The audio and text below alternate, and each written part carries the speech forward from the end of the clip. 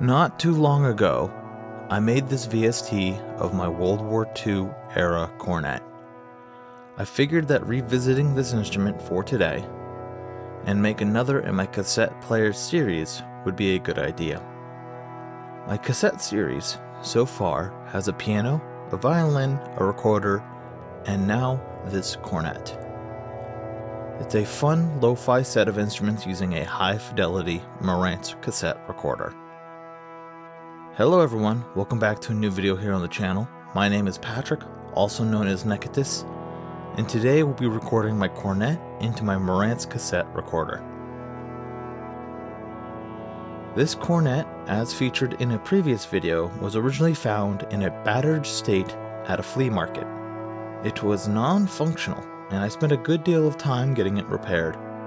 Once repaired, however, the valve still continued to leak air, so more work is still needed. That being said, it is still quite functional. It's a bit pitchy at times, but it'll get the job done. The instrument is bright and can cut through the noise of any song. The brass instrument repairman suggested that it might be a military issue instrument in World War II. I think it might have been a bit after that time personally, but it does date to around that time and was a military issued series of instruments that I can tell from my research. Recording and file cleanup took a good deal of time, then I had to send these files into my cassette recorder.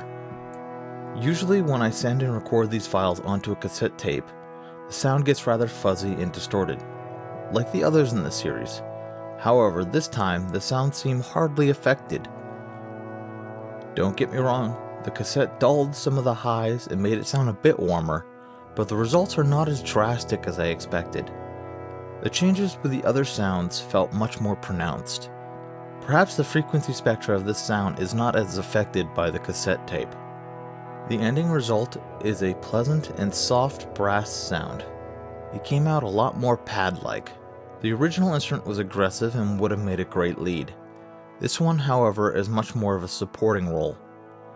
The hints of nostalgia the cassette brings to this are still there, but much less forefronted. Instead, it feels much more like a gentle band playing in the background while you're at a restaurant.